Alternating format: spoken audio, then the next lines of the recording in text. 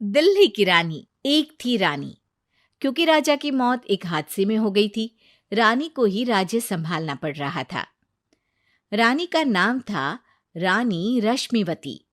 रानी ईमानदार थी और प्रजा की सेवा में लगी रहती थी। एक दिन उसके दरबार में 3 नौजवान आए, रमेश, सुरेश और दिनेश। कहो, क्या सहायता कर सकती हूँ मैं तुम्हारी? हम आपके दरबार में काम करना चाहते हैं ताकि जनता की सेवा कर सके। लेकिन अभी तो तुम्हारी उम्र बहुत छोटी है। तुम लोगों को तो अभी अपनी पढ़ाई पर ध्यान देना चाहिए। हमारा मन पढ़ाई में नहीं लगता। माता पिता को लगता है कि हम किसी के लायक नहीं है और हम साबित करना चाहते हैं कि हम लायक हैं। उत्साह बहुत अच्छा है, मगर अभी उम्र कच्ची है तुम लोगों की। अरे उम्र से क्या होता है रानी जी? शास्त्रों में लिखा है कभी किसी के ज्ञान को उसकी उम्र के आधार पर नहीं देखना चाहिए। बात तो सही है तुम्हारी। और अगर सच में तुम अगर ये संकल्प करके आए हो कि तुमको यहाँ काम करना है, तो पहले परीक्षा देनी पड़ेगी। 3 परीक्षा, एक शारीरिक परीक्षा, एक बुद्धि की परीक्षा और एक देशभक्ति की परीक्षा। और ये क्या है? वो मंत्री महोदय तुम्हें समझा देंगे। हमारे पास समय नहीं है। अगर तुम लोग तैयार हो तो बताओ। हाँ हाँ, हम तैयार है किसी भी परीक्षा के लिए। मैं भी तैयार हूँ कुछ भी कर गुजरने के लिए। तो ठीक है मंत्री जी, आप इन तीनों की परीक्षा कल से ही शुरू कर दीजिए। जो आ गया रानी साहिबा। अगले दिन से ही तीनों की परीक्षा शुरू हो जाती है। पहले शारीरिक परीक्षा, यानी किस में कितना है दम, ये देखेंगे हम। क्योंकि शरीर में दम होगा तभी तो प्रजा की सेवा में दम लगा पाओगे। हमें क्या करना होगा? वो पेड़ दिख रहा है, जो सबसे पहले चढ़ेगा उस पे दरबार में नौकरी पाने के अवसर उसी के बढ़ जाएंगे। मैं चढ़ता हूँ। अरे रुको रुको, गिनती गिनने दो। 1 2 3। 3 की गिनती के बाद रमेश और सुरेश भागकर पेड़ के पास गए, मगर दिनेश आराम से पेड़ के पास गया। जैसे ही रमेश और सुरेश आधे पेड़ तक चढ़ गए, दिनेश ने उन दोनों की टांग पकड़ के उन्हें नीचे गिरा दिया और खुद पेड़ पर चढ़ गया। दिनेश की जीत हुई।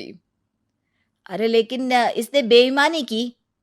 बेईमानी नहीं की, बुद्धि लगाई।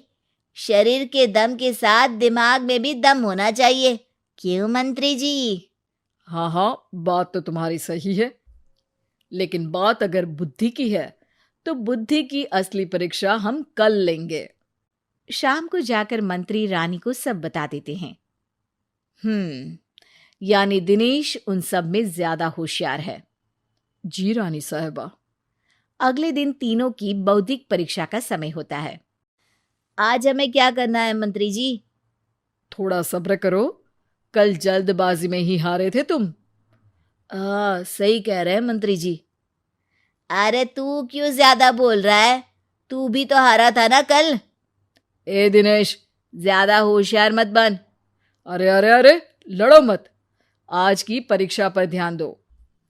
आज की बौद्धिक परीक्षा में ये कुछ बोरे हैं, कुछ में नमक है और कुछ में रुई।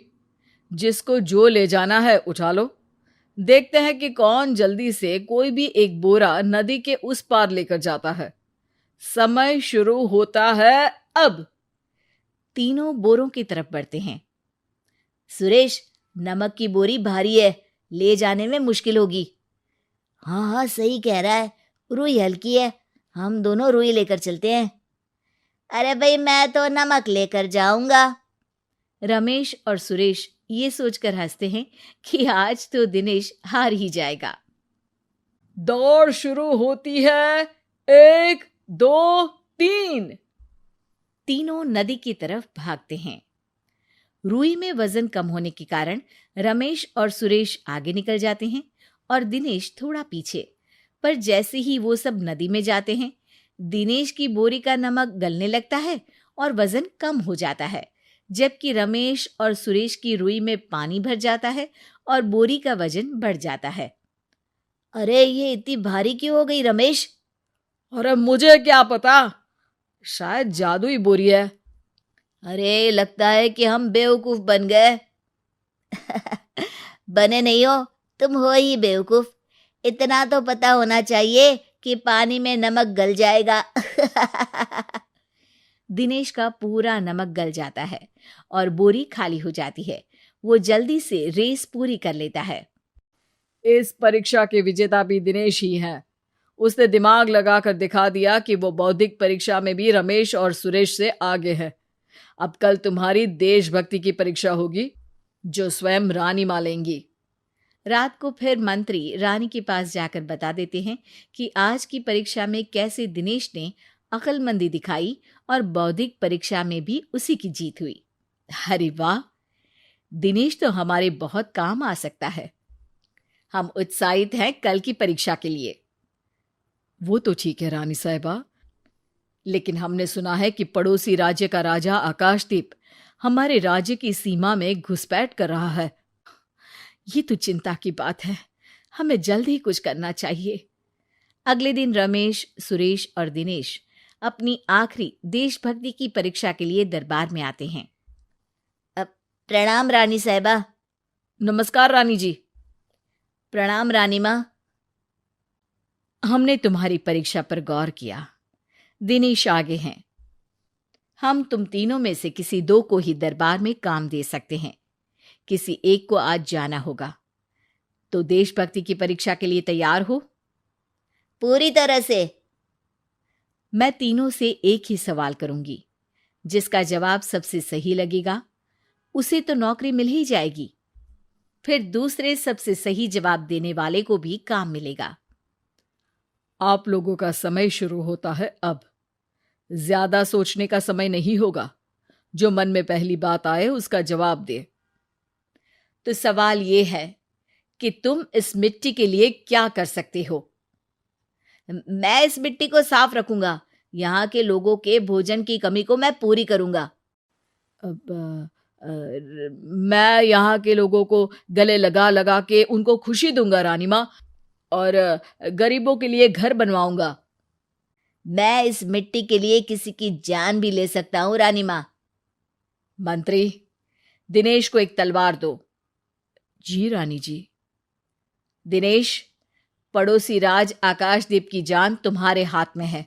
जाओ, अपना काम पूरा करो। आज रात को तुम उस पर हमला करोगे जब वो सो रहा होगा। दिनेश वहां से चला जाता है। रानी माँ, ये आपने क्या किया? अभी किया नहीं है मंत्री जी। आप आकाशदीप को संदेशा भिजवाओ कि पड़ोसी देश का एक कातिल रात को उन पे हमला करेगा और दिनेश को पकड़वा दो। अरे, ये आप क्या कह रही हैं? और क्यों कर रही हैं आप ऐसा? राजा को लगेगा कि हमने उसकी मदद की, उसकी जान बचाकर। वो हमारे राज्य का पीछा छोड़ देगा और हमारा एहसानमंद हो जाएगा। और दिनेश का क्या होगा? इस राज्य को दिनेश जैसे शातिर और लड़ाकू लोगों से ज्यादा जरूरत है, ऐसे लोगों की जो लोगों को खाना खिलाने की और खुश करने की बात करे। और ये गुण सुरेश और रमेश में है। इन्हें नौकरी दे दो। दिनेश बहुत चतुराई से नौकरी हड़पना चाहता था, जिसके लिए उसने रमेश और सुरेश जैसे दोस्तों का भी नुकसान किया। पर रानी ज्यादा चतुर निकली। उसने एक तीर से दो निशाने लगाए।